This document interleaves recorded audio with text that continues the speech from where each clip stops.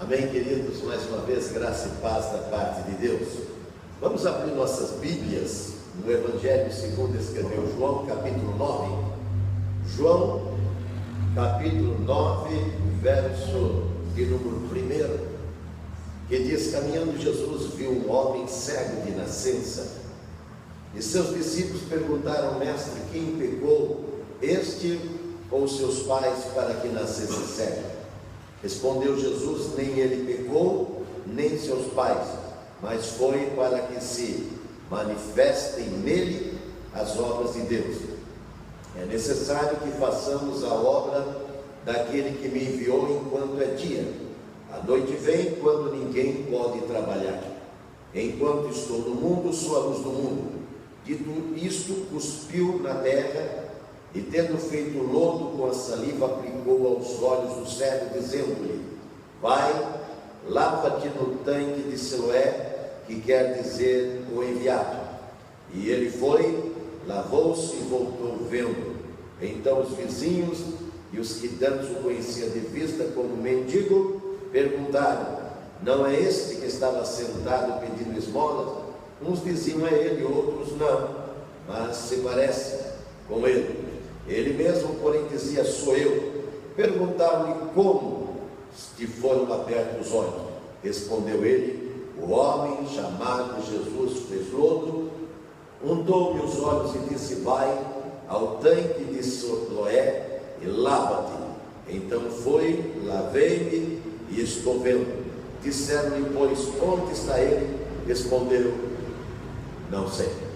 Feche os olhos. Pai bendito e amado, louvamos o teu nome pela escolha feita nesta noite. Agora rogamos a tua graça e suficiência para que esses versos lidos, ele venha, Senhor Jesus, ilustrar, ele venha revelar e mostrar aquilo que precisamos saber para crescer em conhecimento e graça diante de ti e dos homens, em nome de Jesus.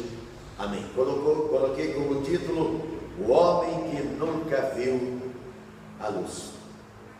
Se existe um dos sentidos da vida que todos eles são fundamentais, mas nós que enxergamos, de vez ou outra nos deparamos com as pessoas menos sortudas como nós, que nasceram ou por algum motivo ficaram tolhidas, desta graça que é enxergar, que é ver. Então nós vemos o quanto que sofrem aqueles que são cegos. Eu não sei se o que nasce cego, ou aquele que depois de um período ele é atacado, ou por qualquer razão ele se torna, ou se faz um cego, o que é pior. Eu sei que ambos são ruins, porque quando nos falta sequer a luz pública na nossa casa, a gente já sente uma dificuldade tremenda. É um tal de correr atrás de fósforo, de vela, de lanterna, de não sei o quê. E aí então a gente não para ver, ou para pelo menos sentir a dificuldade daqueles que estão desprovidos desse bem, desta dádiva de Deus. E presta atenção: quantas vezes eu e você não ficamos pelos cantos, nos lamentando por outra razão qualquer, e não conseguimos ver o quanto que foi dadivoso conosco esse Deus, que nos deu a maravilha da gente poder, em acordando, abrir os olhos e ver. Mas esse homem, eu não sei quantos anos ele tinha, a Bíblia não fala. O outro lá fala dos 40 anos que ele viveu cego, mas esse não, ao melhor, viveu paralítico, o que estava no alpendre. Mas esse não, esse daqui nascera cego, certamente já tinha uma certa idade, era uma figura conhecida naquele lugar. Mas o importante aqui é que ele não permaneceu cego. Ele não continuou cego. Por quê? Porque a pessoa só é cega, só é infeliz, só é uma pessoa sem luz até o homem chamado Jesus chegar. Até essa figura, esse personagem fantástico, que é o Deus encarnado, que é o Emanuel, que é Deus conosco, ele vir se aproximar de nós. E presta atenção, nós começamos dizendo, e caminhando Jesus. Significa que, será que ele parou? Ele não está mais caminhando? Significa que ele ainda está buscando o de menos sorte, aqueles que ainda não viu raiar a luz, como João escreve, né? Os que estavam no verso 1, os que estavam na sombra da morte, e ele está inclusive reprisando uma fala, uma profecia do Isaías, a luz raiou. É evidente que ele, sendo a luz, ele diz, eu sou a luz do mundo. Ele quer o quê? A luz quer iluminar. Quando a gente sai daqui, eu acho que essas luzes aqui ficam todas tristes, porque apaga. Para o quê? Para o império dela. Agora ela está imperando, está vendo? Tudo ficou. Mas se tocar o interruptor, isso vai ser feito quando a gente for para casa. Então o que vai acontecer? Você não vai querer ficar aqui. Não vai. Até porque quando acaba a força aqui, já aconteceu uma outra vez, nós colocamos aqui os lampiões, né? E as luzes, né? Para minimizar. Nunca é isso daqui. Por boa que seja, e não é boa, nunca é. Mas no caso em questão aqui, é uma luz melhor, porque é aquela luz que o Paulo viu, que inclusive deixou ele cego. Vê que coisa? A mesma luz incidindo sobre a vida da pessoa, ela é como o sol. O sol, quando ele incide sobre o barro, o que ele faz? O que ele faz? Endurece, pedra ele. Mas sobre a cera, derrete. Que são elementos diferentes, né? Embora são elementos. Então, da mesma forma que a luz, ela refletiu sobre a vida daquele que enxergava, e aqui mesmo o Senhor fala, né? Nesse versículo, Jesus fala que aqueles que supostamente eles pensam que vêm, eles são cegos. Por quê? Porque o pecado permanece, Jesus fala aqui. Agora aquele que não vê, ele tem menos possibilidade do pecado, porque Jesus no seu grande sermão diz que a candeia do corpo são os olhos. Aí ele diz, se a luz que há em ti, seus olhos, forem bons, o teu corpo vai ter luz. Mas se a luz que há em você for má, você não vê que tem um camarada que não pode ver uma coisa que ele pega? Ele pega. Se alguém souber que você tem 1 milhão aí no bolso, eu acho que você não chega na sua casa. Por quê? É os olhos. Quando olha a coisa, ele cobiça, ele deseja, ele quer para ele. E aí vem uma série, inclusive a prostituição, né? A lascívia, o desejo de ter, de possuir aquilo que não tem direito de possuir. Mas a pessoa que não tem essa luz, ela se sente o quê? A esperta da turma, não é? Ela se sente a melhor de todas. E na verdade é um espertalhão. Mas o espertalhão, ele é um transgressor. E o transgressor, segundo a minha Bíblia, ele não entra no reino dos céus.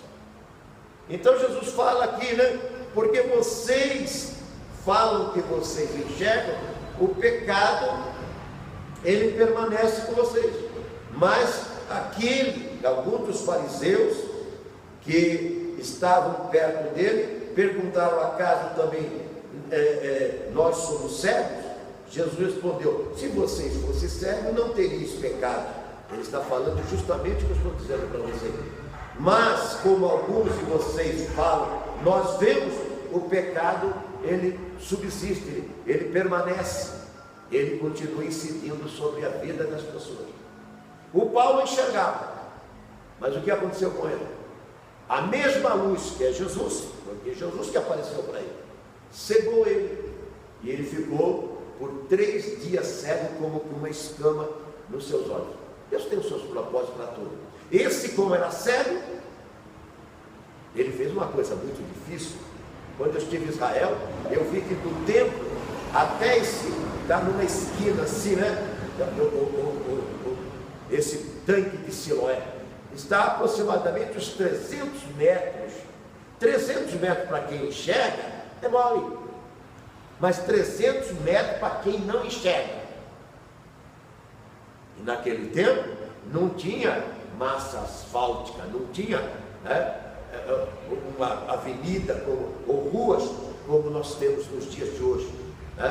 A gente até vê o pessoal que tem deficiência reclamando das calçadas, né? E já pensou naquele tempo, então? Nem calçada tinha. Então era difícil, mas o que é que trouxe para ele esse benefício? Em primeiro lugar, a cegueira. A cegueira era a grande causa que beneficiou a vida dele, para esse encontro com Jesus, que ele mesmo disse que não sabia, ele não tinha visto Jesus. Jesus foi exclusivamente para ele. Depois disso, Jesus se retirou. Certamente naquela multidão tinha mais gente, mas era gente que o quê? Que os olhos enxergavam, não precisava dessa luz. Que pena, né? Que muitas pessoas, elas se sentem, né, acima até desse próprio Jesus, que faz milagres e abre as nossas vistas, a vista da consciência, não só a vista dos olhos, porque a vista dos olhos, se a vista da consciência não for aberta, ela continua sendo o quê? Sendo uma espécie de um estilete, que vai só sangrando a nossa vida, que vai só arruinando a nossa vida. Por quê? Porque não tem o que lá no capítulo 3 de Apocalipse fala, o colírio dos céus, que vem com a vista lá da nossa consciência, e ilumina-nos para nós agora fazermos o que ele está falando, né? E dizendo, foi o homem chamado Jesus, que fez logo. Só que quando você está nesse estado, você também é vítima. E o pior de tudo, você é vítima das pessoas que deveriam, né, ter até compaixão. Mas aí você vê que não adianta você esperar compaixão de homem. Por isso que a minha Bíblia diz, maldito aquele que acredita no homem. Porque o bicho é terrível mesmo, entendeu? Hoje a gente tem cegos aí, mas tem até leis, né? Tem o Braille, né? É Braille, né? Para eles, Braille. O Braille é o nome do cara, né? O Braille, né? Para eles aprenderem a ler. Então tem pessoas que elas são formadas, são advogadas, são médicas, né? São juízes, né? São promotores, e elas são cegas. Hoje nós temos, né, na nossa sociedade essa. Mas e naquele tempo? E naquele tempo, além de tudo, quem nascesse segundo a cultura até religiosa daquele tempo, era uma pessoa desgraçada, era uma pessoa amaldiçoada. Você já nasce cego. E de repente a pessoa fala, está vendo? Você é um maldito. Entendeu? Aí você tem agravo na sua dor. Você já está limitado, vai depender das pessoas. Aí a pessoa fala, mãe, espera aí que eu vou levar esse desgraçado lá no sol. Eu vou levar esse desgraçado lá para pedir esmola lá na praça. Era dessa forma que funcionava. Você viu o que os discípulos falaram? Quem deles pecou? Era um pecado que causava isso, segundo eles. Você vê o que é o preconceito? Ninguém gosta de preconceito, né? Mas muitas vezes nós aplicamos o preconceito à vida das pessoas. Eu e você aplicamos. A gente nega aqui, né? Em público a gente nega. Mas quantas das vezes você olha a prostituta, né? Porque os trajes delas são sumários, e você, com aquele ar crítico, fala, aí desgraçado, você vai para o inferno, não sei o que tem, né? Foi o que fizeram com a Maria Madalena, ou tentaram fazer e não conseguiram. Muito pelo contrário, ajudaram ela a se livrar do inferno. Eu acho que a Maria Madalena já estava orando há muito tempo, querendo sair daquela vida, e não tinha como sair. Aí o que aconteceu? Jesus preparou tudo, fez eles dar aquele, né, aquele fragante, e aí, para acusar Jesus, levaram lá e ele absolveu ela e livrou ela da mão daqueles, né, legalistas, justiceiros, né, que, segundo eles, tinham uma vida digna. A gente precisa tomar muito cuidado, principalmente eu, com essa cultura que eles tinham lá. Que as pessoas que estão lá, eu sempre falo que muitas das vezes a pessoa chega para o convívio da nossa igreja, né, das nossas igrejas no geral, elas chegam agora, praticamente agora, e elas então, elas se dão tanto que de repente, eu já tive, há muito tempo atrás, né, eu fui visitar uma igreja, uma primeira igreja evangélica que eu entrei na minha vida com meus 9 anos, e de repente o aluno da escola dominical tornou-se o pastor da igreja cristã evangélica aqui em Vila São Isabel. O Eliseu tornou, o pastor Eliseu, era um dos alunos conosco, foi fazer a escola, o seminário, foi se instruir e tornou-se o pastor ali daquela igreja. Fiquei surpreso mesmo quando em uma feita fui com a minha irmã, que também era daquela igreja, e minha esposa era o pastor Eliseu que estava lá. Então, às vezes chega alguém agora, recente, mas ele o quê? Ele chegou, como a gente canta aqui, com o primeiro amor. E muitos de nós, em o primeiro amor, né? Parece que a gente já arrumou um monte de amores, né? E o primeiro amor ficou como que adormecido, anestesiado, parado lá, e a gente virou apenas um membro de igreja. Tem muitos deles, tem muitos, né? E o pessoal bate no peito ainda, eu estou nessa igreja há 50 anos. Aí eu falei, daí? Aí chega o irmãozinho que está um ano na igreja, aí ele já está evangelizando, ele já sai distribuindo Bíblia, panfleto, falando de Jesus, e todo domingo ele traz convidados e todo para a igreja, e aquele outro ele está lá como que satisfeito, né, na sua salvação. Foi os discípulos que falaram, e eles não tinham direito de falar.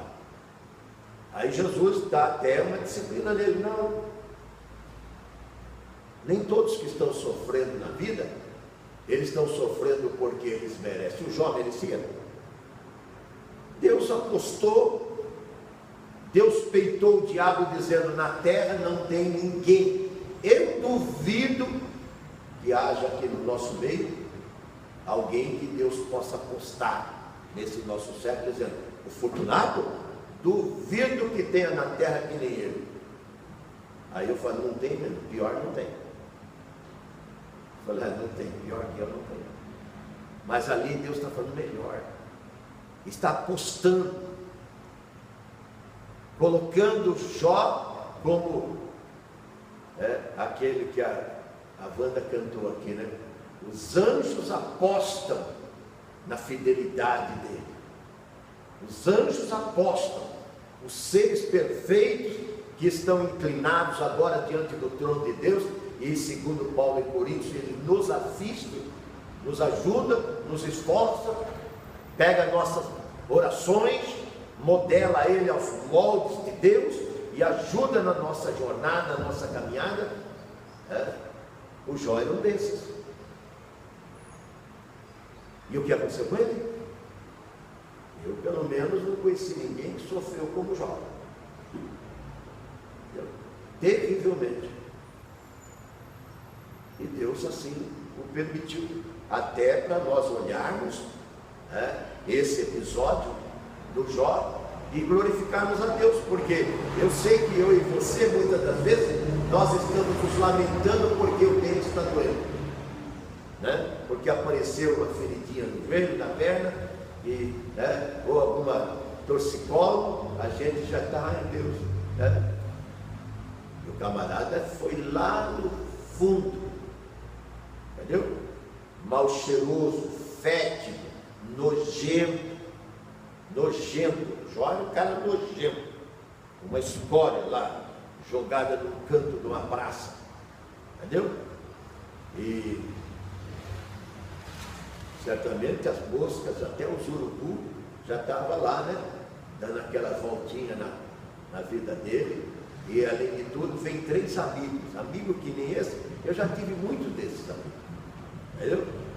Que eles vêm não para te levantar, eles vêm para, entendeu? Fazer a sua vida como os discípulos estavam fazendo aqui. Mais difícil ainda. O camarada era cego, mas não era surdo. Ele está ouvindo tudo. Jesus está passando perto dele. Que Jesus está andando, está caminhando, está vindo.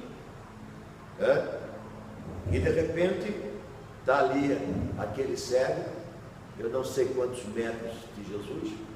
Eles olham, quem é que pecou ele? Aí ele ouve Jesus dizendo, não foi ele não. Certamente ele falou, de onde esse homem me conhece? Mas a fala de Jesus já era, a minha Bíblia diz que a palavra dele é como uma espada que corta dos 2 lados, 2 fios. Então a palavra de Jesus já então, um homem que não tinha nem a solidariedade mesmo das pessoas, e era empurrado de um canto para outro. De repente alguém está tomando as dores dele. De repente alguém está se condoendo, está defendendo ele. Eu gosto do Evangelho porque o Evangelho é escudo, é defesa, é proteção. A palavra de Deus é isso para as nossas vidas, entendeu? Então quando o mundo nos acusa de nós não sermos isso, não sermos aquilo, quantas vezes não falaram até para você, ainda diz que é crente ainda, não é? Ainda diz que é crente, às vezes quer fazer gente de otário, e a gente não deixa, pelo menos eu não deixo, entendeu?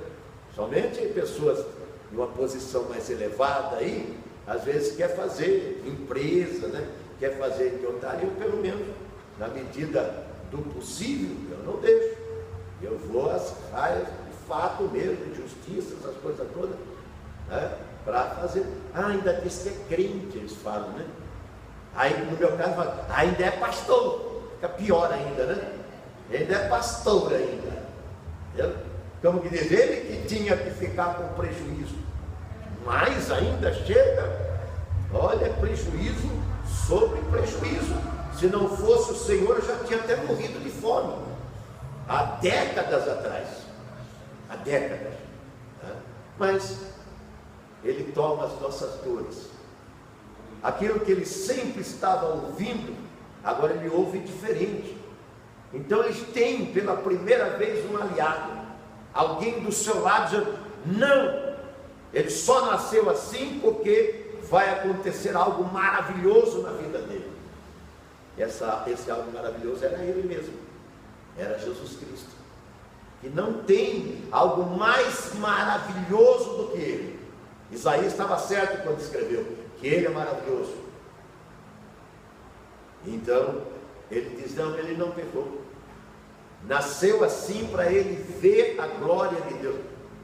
Esse negócio de ver para ele é uma coisa estranha, porque ele nunca tinha visto. É de nascença.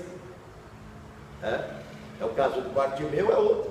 O Bartimeu, em certo tempo, ficou cego, entendeu? Mas também não quis morrer cego, não quis permanecer cego. Deus sempre vai dar uma chance para as pessoas. Não importa se a sua vida começou arruinada ou ela se arruinou em determinado momento. Eu gosto do Evangelho e do Deus do Evangelho, da palavra, porque Ele é presente, passado e futuro. Ele é tudo. Ele era, é e será. Ontem, hoje e eternamente.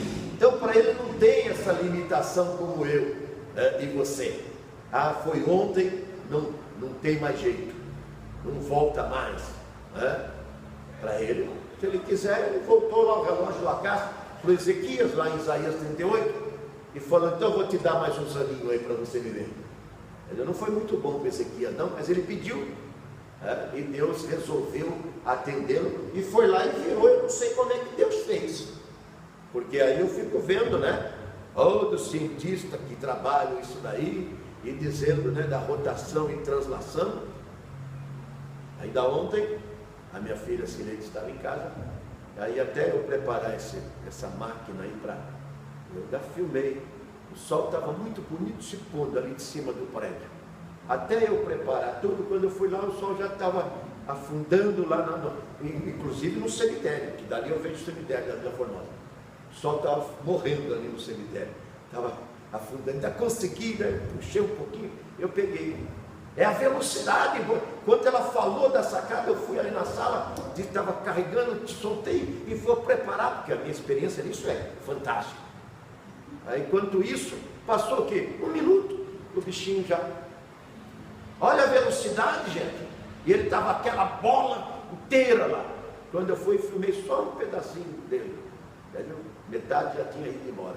Mas ficou aquele crepúsculo maravilhoso, ficou aquela bola, de fogo ali.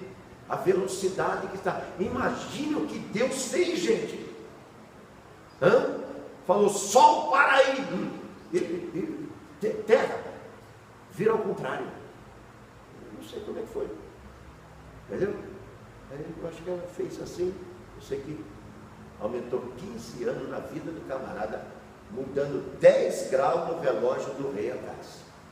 É esse Deus, gente, que Ele quer satisfazer nossa necessidade, Ele quer suprir cada uma delas, como Paulo diz, em abundância, em fartura. E Ele sabe que você depois vai fazer o que o coxo fez lá com Pedro e João, entrar na igreja para... Veja que ele voltou. Ele queria o quê? Ele queria testificar. Já imaginou a alegria deste homem? Acordou aquele dia, aquele belo dia, pensando que ia ser um dia comum, seria igual, semelhante aos demais outros, e o dia dele deveria ser uma coisa ruim para passar. Hoje a gente sabe que o dia passa que a gente nem vê, e está cumprindo o que diz lá em Mateus 24, o abreviamento dos dias. Mas isso há 2.000 anos atrás, o reloginho ia muito devagar, gente. O dia do camarada era cumprido, entendeu? Ele sentado lá, ele quietinho lá, e ele dizendo, dá uma esmola, mas não via ninguém, entendeu? Às vezes até algum espertalhão roubava quando alguém dava uma esmola maior para ele, se é que dava. Então ele acordou aquele dia, vai ser um dia comum, mas o maravilhoso aparece diante dele, e ele não está vendo nada, mas está com seus sentidos aguçados e ouvindo que alguém está falando algo a respeito dele. Ele nasceu assim, não é por causa do pecado, não era boa essa palavra para ele, porque todo mundo dizia que ele era um maldito, ele era um desgraçado, ele é um condenado, é não sei o quê. Aparece alguém e ele ouve aquela voz de autoridade, dizendo: não, vocês estão tudo errado. Ele nasceu assim para a glória de Deus se manifestar na vida dele. O problema da sua vida e o meu é para a glória de Deus, gente. É para um milagre grande na nossa vida. É para algo que evidentemente vai fazer com que você saia gritando as maravilhas que aconteceu, que se não tivesse tido um drama como o do cego, você não teria oportunidade. Não teria oportunidade de poder gritar que você foi alcançado, né? E Jesus falou: vocês que vêm, eu li aqui no 40 e 41, vocês vão continuar com acúmulo de pecados, mas ele não via. Então só tinha as dores na alma daquele homem, só tinha as tristezas, né, de ter sido vitimado pela sorte, e a vida só espancando ele. De repente aparece alguém que fala: vou mudar a sua história no dia de hoje. Jesus primeiro ele fala conosco, porque ele sabe que o que ele vai dar para nós precisa o quê? Precisa de fé para acontecer. Senão não acontece. Muitos querem, né? Por isso que eles se jogam nessas seitas milagrosas que tem por aí, porque vem tudo, parece que de mão beijada. No fim, depois eles percebem que só foram explorados. Eu não sei porque Jesus, né, vai fazer uma coisa dessa com o ceguinho. Eu acho que fosse no dia de hoje, vinha lá os direitos humanos dizer: não, isso não se faz com o cego não, gente. Isso é como pôr tropeço na vida do cego, fazer o camarada se arrastar esses 300 metros até lá, entendeu? E ele se escalabrar na vida, essas coisas todas. Isso daí não é justo. Foi isso que Jesus fez. Falou para ele: vai até o tanque de Siloé, e ele tem que andar dali até o tanque de Siloé, cerca de uns 300 metros. E eu até fiquei me vendo, olhando aquele tanque, né? Logo, porque tem uma maquete muito grande que pega o espaço de uma quadra, mais ou menos, dessa aqui de frente à nossa igreja, né? Lá eu postei até no nosso YouTube todo onde estava o templo, lá tudo. Então ali está o templo, logo aqui na curva, para chegar na outra esquina que está o Palácio de Herodes, né?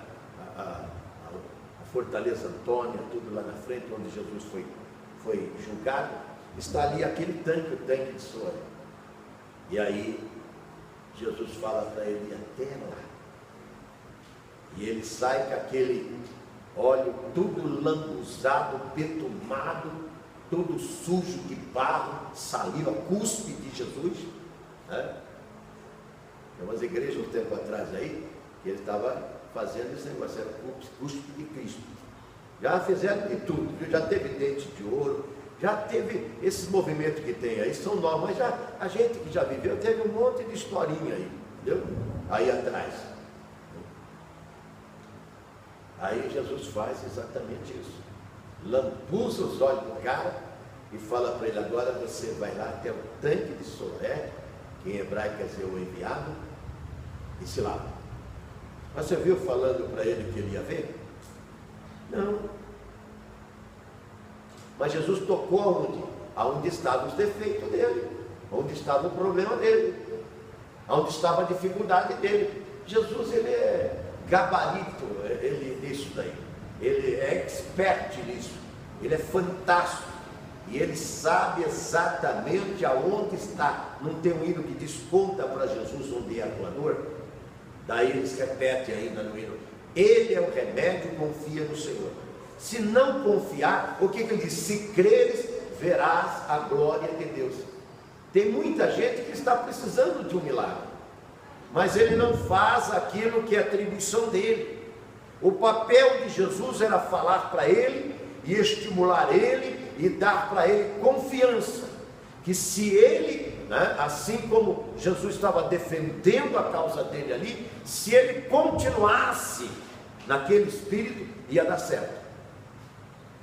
Jesus precisa do seu concurso, Jesus precisa da sua parte, para ele poder, assim como ele precisava que aquela mulher tocasse nas vestes dele, para ela ser curada. Jesus precisava, ele tem a virtude, mas precisava alguém de fé para o quê? Absorver esta virtude. Veja bem, os céus, presta atenção, os céus têm tudo que você precisa, tudo. Não sei se você precisa de uma família, se você precisa do marido, se você precisa de uma mulher, se você precisa de uma cura, se você precisa de um emprego, eu não sei se precisa de uma transformação do marido, viu, mulher? É minha mulher.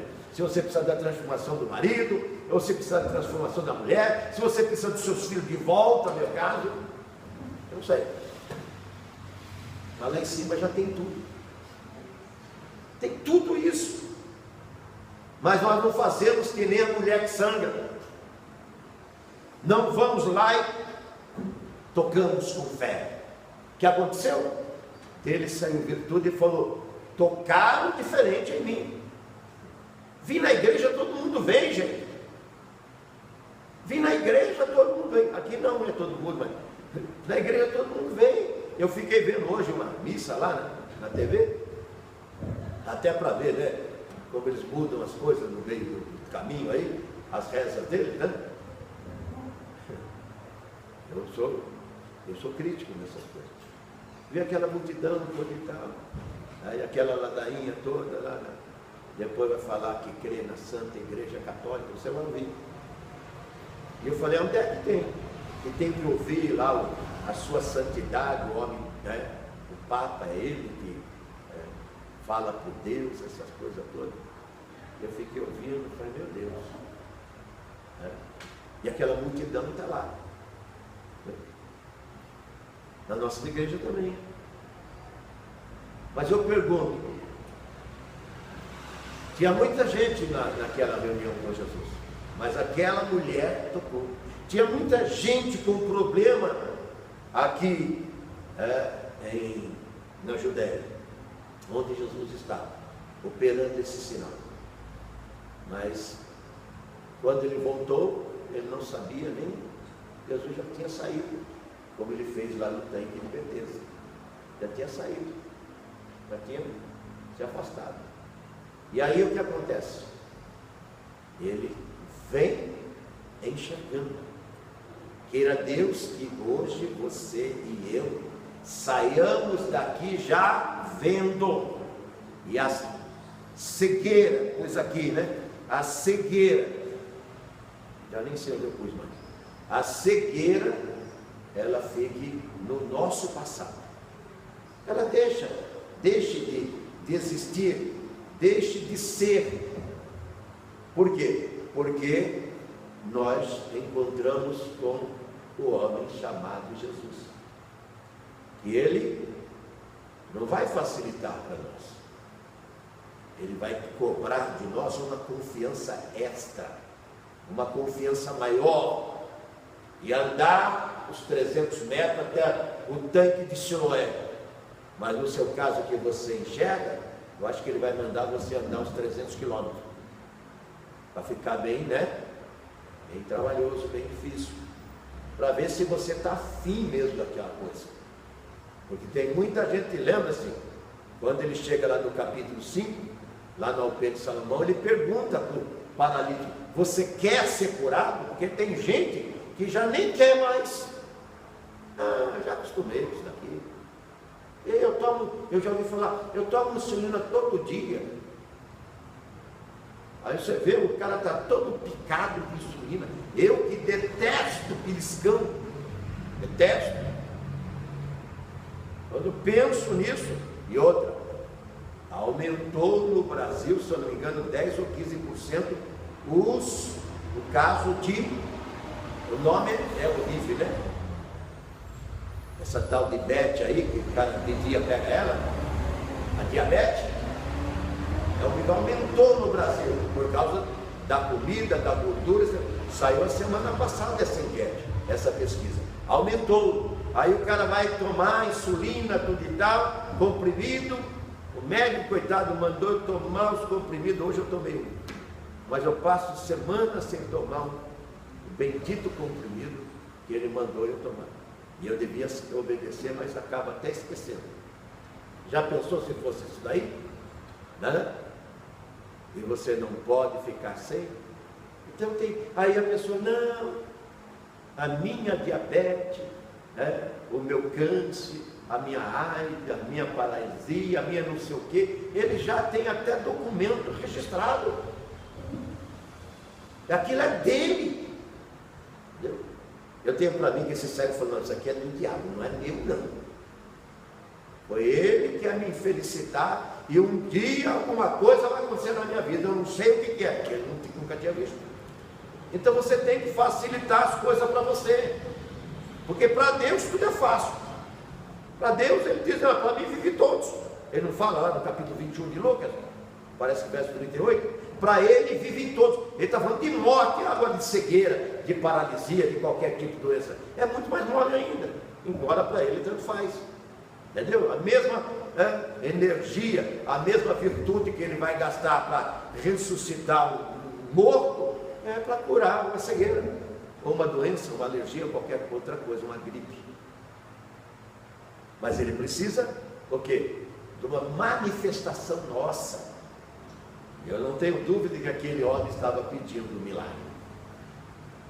Como Bartimeu estava pedindo um milagre também. Não quero morrer assim, Senhor.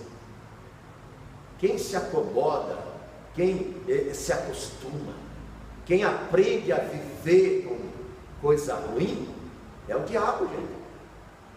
Que inclusive vai morrer com a coisa ruim, porque a coisa ruim, inclusive, é ele. Vai morrer assim. E ele, inclusive, quer colocar coisa ruim em você também. Colocou no homem aqui. Mas Jesus veio para quê? O que diz a Bíblia? Para desfazer as obras do diabo. Então você vive com as obras do diabo se você quer. Esse homem não queria, então ele favoreceu a sua própria vida, atraindo Jesus, trazendo Jesus. E aquele paralítico, Jesus pergunta para ele se ele queria. Ele está tão assim, 38 anos ali, ele diz, eu já não tenho mais ninguém, acabou todo mundo.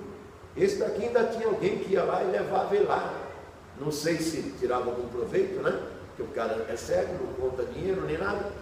Entendeu? É fácil ganhar um cego, né? Você pega uma nota de 100 e fala, daqui é R$2. Ele pega, agora não dá, porque a R$2 é bem pequenininha. Então, ele pega R$2, você põe 100 no bolso. Quem sabe até faziam isso com ele lá. Entendeu?